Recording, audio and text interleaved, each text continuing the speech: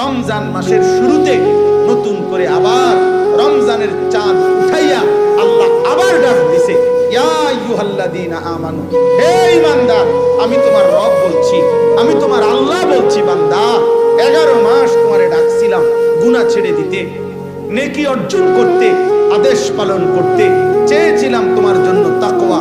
আচ্ছা বান্দা, ঠিক আছে, শয়তানের প্ররোচনায়, নফসের ধোকায়, দুনিয়াবি হাজারো ব্যর্থতায় তুমি পারো নাই, কমতি হয়ে গেছে, ঘাটতি হয়ে গেছে, গুনাহ ছাড়তে পারো নাই, গুনাহ বেশি হয়ে গেছে, নেকি কম হয়ে গেছে। যাও বান্দা, সব বাদ দাও, আমি আল্লাহ তাআলা সব ভুলে গেলাম, সব বাদ দিলাম, এবার আমি আবার নতুন করে আমি আল্লাহ তোমাকে সুযোগ দিতে চাই।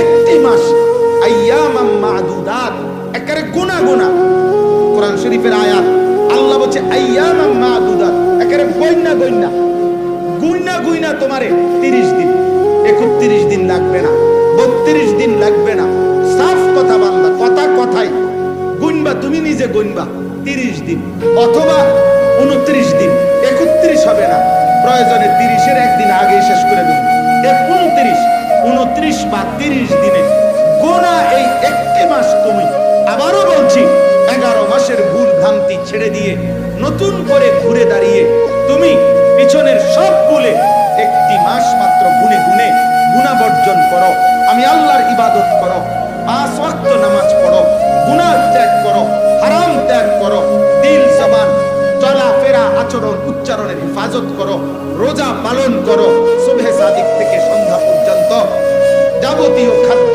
পানীয় স্বামী স্ত্রীর বৈধ মেলামেশা থেকে বিরত থাকো, সবগুলো গুনাহ ছেড়ে দাও, আমার জিকির, আমার তেলাওয়াত, ইফতার, সাহারি, তাহাজ্জুদ, তারাবি, ইতিকাফ, এই আমলের মধ্যে লেগে থাকো। আমি আল্লাহ ওয়াদা দিলাম, ঠিক 30 দিনের দিন বা 29 দিনের দিন আমি আল্লাহ আরেকবার চাঁদ উঠাবো। ওই নতুন চাঁদ উঠলে, ঈদের চাঁদ উঠলে তোমারে 30 দিনেই আমি মুত্তাকি বানাইয়া, গুনাহ থেকে মুক্ত করাইয়া 30 দিনের মাথায় জান্নাতের ফ্লাইট ধরাই দেব। 30 দিন। হ্যাঁ, একটা কথা মনে রাখবেন, মহান আল্লাহ পাক রব্বুল আলামিন একটা মূল নীতি মনে রাখতে হবে প্রত্যেককে, সেটা হলো আল্লাহ পাক বান্দার প্রতি মালিকের মূল ইচ্ছাটা কি? মূল ইচ্ছাটা হলো আল্লাহ বান্দাকে মাফ করতে চায়। কি করতে চায়? জান্নাত দিতে চায়। আমি একটা সুন্দর উদাহরণ বলি, মাজার সাহেব, ওই এটা কইলেও নাম নো একটা দলিল পাইলেন। আচ্ছা যাক, কিছুদিন আগে একজন লোক আসছে, উনি আমার কাছে অনেক দিন ধরে একটা মাহফিল চায়। তা আমি আচ্ছা আইয়েন না, যান না, আচ্ছা দিমু আর কি, রাখেন না, এমনি এমনি বলছি অনেক। এই কিছুদিন আগে লোকটা আইসা আমার বলছে, হুজুর আপনার লাগে আমার একটা কথাকে পরিষ্কার করা, আজকে আমি মাহফিলের লেগে আইসি না, একটা কথা ক্লিয়ার করতে আইসি, আসলে আপনি আমার মাহফিল দিবেন? হ্যাঁ, আপনি এইটা কোন যে আসলে আপনি আমার মাহফিল দিবেন নি, এইটা হলো মেইন কথা। আপনি যদি দিতেন না, এটা মূল কথা হয়, বুঝা আমি বুঝছি, আপনি আমার ঘুরাইবেন, আগে ক্লিয়ার কোন দিবেন কি? হ্যাঁ, দিলে ঘুরাইবেন না, সোজা কথা। তখন আমি বুঝছি না, এরপরে তার কথা থাকে না, এই বেচারা তাকে জায়গা আর দিছে। পরে বললাম, না ভাই যান, দিমু দিমু, অক্ষণে দিমু। এই জন্য বললাম কথার কথা। তো আমরাও যদি আল্লাহকে জিজ্ঞেস করি, মাওলা আসলে সাফ কোন, আপনি আমারে আসলে মাফ করবেন, আপনি পরিষ্কার বলেন, আপনি কি আসলে আমারে জাহান্নাম দিতে চান না জান্নাত দিতে চান? তো আল্লাহ তাআলা বলবে, বান্দা বিশ্বাস কর, বান্দা সবে বরাত দিছিলাম তোরে জান্নাত দেওয়ার জন্য, সবে কদর দিছিলাম তোকে জান্নাত দেওয়ার জন্য, পুরাটা রমজান মাস দিছিলাম তোকে জান্নাত দেওয়ার জন্য, প্রতিটা জুমার রাত দিছি আমি জান্নাত দেওয়ার জন্য, আরাফাতের ময়দান আমি দিছি জান্নাত দেওয়ার জন্য, হজ্জের ইবাদত দিছি জান্নাত দেওয়ার জন্য, একটা একটা সেজদা দিছি আমি আল্লাহ জান্নাত দেওয়ার জন্য। আমি শত শত আইটেমে, হাজার হাজার আইটেমে বান্দা চেয়েছি তোকে জান্নাত দিতে, জান্নাত দিতে, মাফ করতে, আমি আর কি করব বান্দা? তুই বল, তবুও তুমি কি জান্নাত দিবা না বান্দা? ফাবিআইয়ি হাদিসিন বাদাহু ইউমিনুন, আল্লাহ বলে, বলো না বান্দা, আমি আর কেমনে বললে, কত বললে তুমি আমার কথা মেনে নিবে? আমি আর কয়বার বলতাম, আমি আর কত ভাবে বলতাম? কুল ইয়া ইবাদিয়াল্লাযীনা আসরাফু আলা আনফুসিহিম লা তাকনাতু মির রাহমাতিল্লাহ। আল্লাহ বলে, বন্ধু আপনি আমার বান্দাদেরকে ডাক দিয়ে বলেন, গুনাহ যদি জীবনটা ভর 60 বছর যদি 60 বছর ঘন্টা গণেন, 60 বছর যদি মিনিট গণেন, 60 বছরের যদি সেকেন্ড গণেন, তাইলে সেকেন্ড যত গুনাহ তত, মুহূর্ত যত গুনাহ তত। আল্লাহ বলে, বন্ধু যদি গুনাহ তার এই পরিমাণ হয় যে 60 বছর হিসাব করলে যত ঘন্টা, যত মিনিট, যত সেকেন্ড, তো গুনার পরিমাণ 1 সেকেন্ডও নেকি নাই, পুরাটাই গুনাহ, আপাদমস্তক গুনাহ। 60 বছর পুরাটা গুনায় গুনায় সমান সমান, গুনায় গুনায় ভরপুর, গুনায় গুনায় ডুবন্ত, গুনায় গুনায় পূর্ণ। আমার এমন বান্দাকেও বলেন, চোখের এক ফোঁটা পানি ফেলে পিছনের গুনাহ ছেড়ে দিয়ে আজকে এখন বলেন আমি আল্লাহকে ডাক দিতে, আমি আল্লাহ আপনার জবান দিয়ে শুনায়া দেন, আমি তৎক্ষণাৎ 60 বছরের পূর্ণ গুনাহ, 90 বছরের পূর্ণ গুনাহ একসাথে মাফ করে দেব। মাফ আমি আর কি করতে, আমি তো চাচ্ছি মাফ করে দিতে।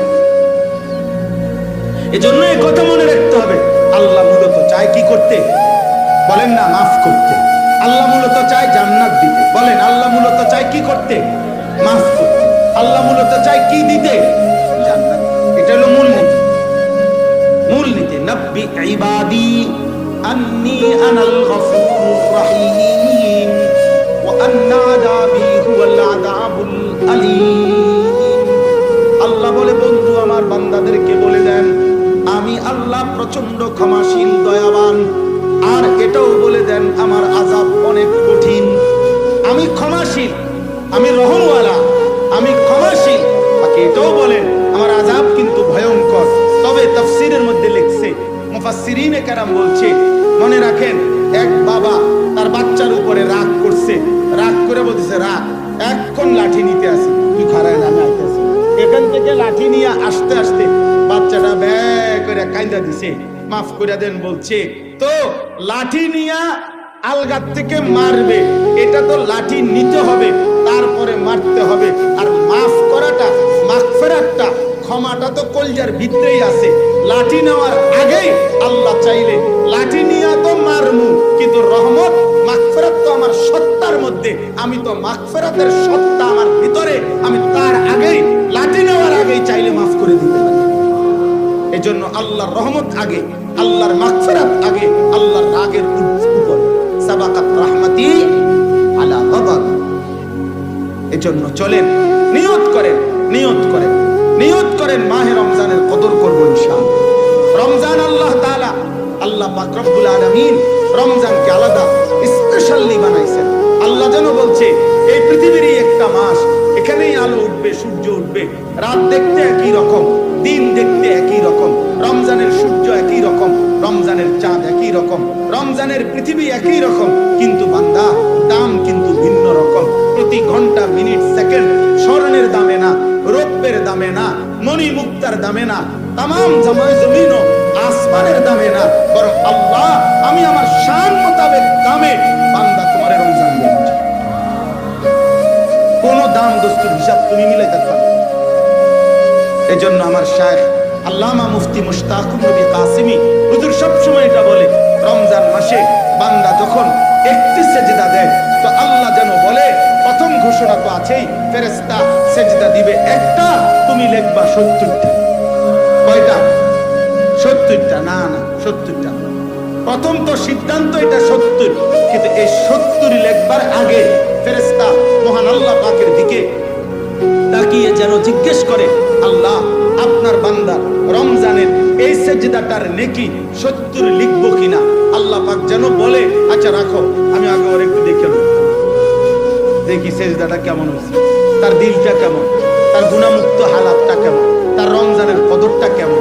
আল্লাহ তাকাইয়া যেন বলে, না 700 লেখো, 7000 লেখো, 7 লাখ লেখো, 7 কোটি লেখো, 70 কোটি লেখো। এইভাবে আল্লাহ তাআলা নেকি বাড়াইতে থাকে। কখনো কখনো আল্লাহ বলে, ফেরেশতা তুমি লিখো না, আমি আল্লাহ নিজে লিখব। সাআক্তুব, আমি রমজান অনেক দামি, মালিক যেন বলে বান্দা আমি অনেক দেবো, অনেক অনেক দেবো, কারণ ওই যে সিদ্ধান্ত আমার, আমি তো তোমার জান্নাত দিতে চাই, আমি তো তোমার জান্নাত দিতে চাই, আমি তো তোমার জান্নাত দিতে চাই। আমি একবার একটা উর্দু কিতাবে পড়ছিলাম, উর্দু কিতাবে ইউনুস আলাইহিস সালাম আল্লাহকে বলছিলেন যে আল্লাহ আমার জাতি আর ঈমান আনবে না, আপনি তা করে ধ্বংস করে দেন। তখন আল্লাহ তাআলা বলছিলেন ইউনুস, ওই যে একটা লোক মাটির পাতিল বানাইতে আছে, তুমি তার কাছে কুদুর যাও, গিয়া তারে বলো যে আপনার হাতে বানানো একটা মাটির পাতিল আপনি এটা ভাঙ্গা ফেলেন, ভাঙ্গালাম হাতের বানানো মাটির পাতিল। তো ইউনুস আলাইহিস সালাম ওই লোকটার কাছে গিয়া বলছে ভাই আপনার হাতে বানানো এই একটি মাটির পাতিল আপনি দয়া করে ভেঙে ফেলেন। তখন ওই লোকটা বলছে কেন আপনি আমাকে এই কথা বললেন, যে মাটির পাতিল আমি নিজের হাতে কষ্ট করে বানাইছি আমি এটা আবার ভাঙবো কেন, আমার হাতে গড়া পাতিল আমি ভাঙবো না। ইউনুস আলাইহিস সালাম আল্লাহকে বলছে আল্লাহ ওই বেটা তো বলতেছে তার হাতে গড়া মাটির পাতিল সে ভাঙবে না, সে ভাঙতে চাচ্ছে না কোনোভাবে। মহান আল্লাহ পাক রব্বুল আলামিন বললেন ইউনুস তাইলে যারে আমি 9 মাস মায়ের রেহেমের মধ্যে আমার নিজ হাতে আমার যে বান্দাকে নাক লাগাইলাম, চোখ লাগাইলাম, হাত লাগাইলাম, সারা দেহ আমি সাজাইলাম, আমার বান্দাকে আমি তিল তিল করে বানাইলাম, আমার হাতে গড়া বান্দা আমি কেমনে ধ্বংস করে দেব? ধ্বংস করে দেব কেন? আমি তো অপেক্ষায় আছি সে যদি কোনোদিন রাত গভীরে মাফ চায়, সে যদি কোনোদিন ফিরে আসে,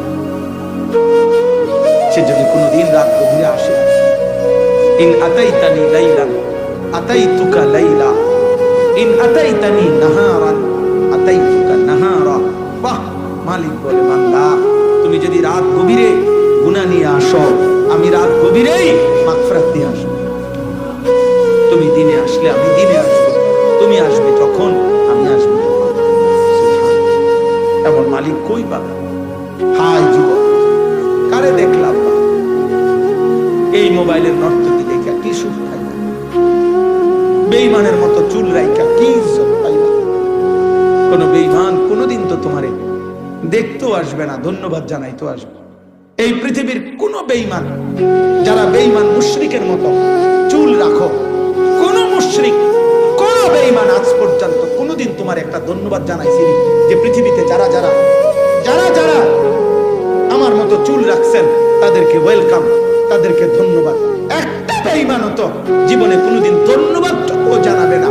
অথচ রাসূলুল্লাহ সাল্লাল্লাহু আলাইহি সাল্লাম তো হাদিসে স্পষ্ট বলেছে আমার একটা একটা সুন্নাত আমার যেই উম্মত পালন করবে, আমি মুহাম্মদ সাল্লাল্লাহু আলাইহি সাল্লাম আমি নবী ওয়াদা দিলাম উম্মত আমার সুন্নতের আশে করে আমি সাথে নিয়ে আমি একসাথে জান্নাতে ঢুকবো।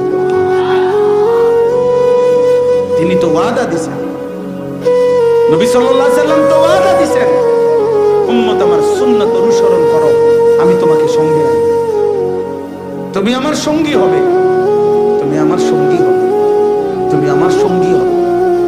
কার মতো হারায় গেল মুসলমানের বাপ, আপনারা যারা অভিভাবক আছেন আপনারা আপনাদের চোখের সামনে আপনাদের ছেলেগুলোকে কেন ছেড়ে দিলেন? ছেড়ে দিলেন কেন? এই ব্যর্থতার দায়ভার কার?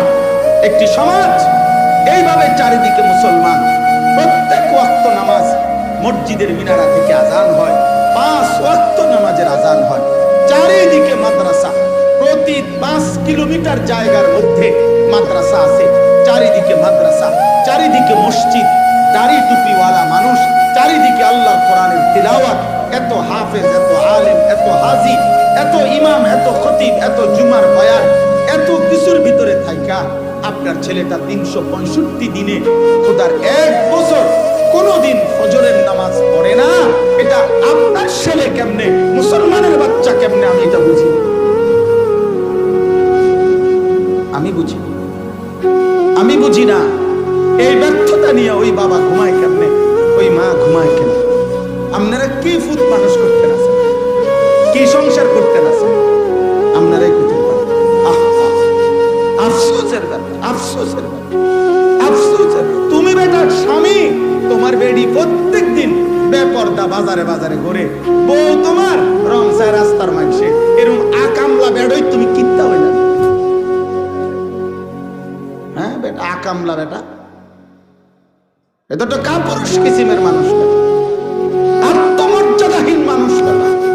আরে ছেলে, তোদেরকে বলি বেটা, তোদের যাদের বোন বেপর্দা বেটা, এটাও তো তোর মতো ইমানদার ভাইয়ের আত্মসম্মানে লাগার কথা, গায়রাতে লাগার কথা যে আমি ভাই, আমার বোন কেন বেপর্দা হবে বেটা।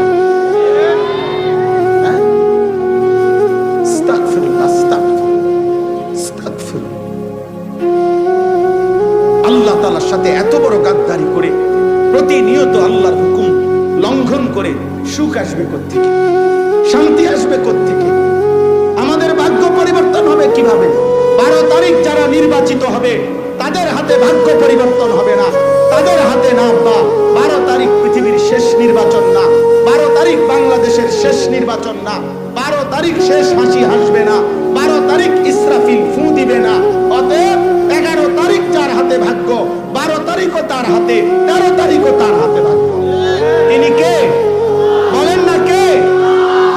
কোন মানুষের হাতে কারো ভাগ্য নাই, কোন মানুষের হাতে জনগণের ভাগ্য পরিবর্তন হবে না। ওর নিজের তো ভাগ্য নাই, ওর নিজের তো বল নাই, ওর নিজের তো হুকমা নাই বেটা। ওর নিজে কতক্ষণ টিকবে তারই তো কোনো নিশ্চয়তা নেই। যার নিজের ফেসাবে ধরলে দাঁড়াইয়া থাকতে পারে না, সে আপনার ভাগ্য পরিবর্তন করবে কিনা? যে একটা মশার কামড় সহ্য করতে পারে না, একবার কয়েল লাগায়, একবার মশারি লাগায়, সে এত দুর্বল। আমরা মানুষের ভাগ্য পরিবর্তন করবো কিভাবে বলেন?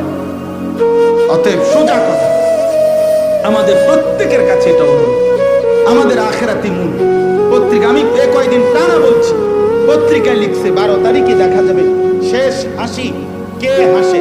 আমি বলছি না, হাসরের ময়দানে দেখা যাবে শেষ হাসি কে হাসে। আর আল্লাহ কোরআনে স্পষ্ট বলছেন, ফালিয়াউমাল্লাযীনা আমানু মিনাল কুফফারি ইয়াদহাকুন। সরাসরি কোরআনে আল্লাহ বলছে হাসরের ময়দানে ঈমানদার সমস্ত কাফের, নাফরমান, বেঈমান, পাপীদেরকে দেখে ইয়াদহাকুন, হাসবে, হাসবে, হাসবে। এজন্য শেষ হাসি মুমিন হাসবে, শেষ হাসি সিজদাওয়ালারা হাসবে।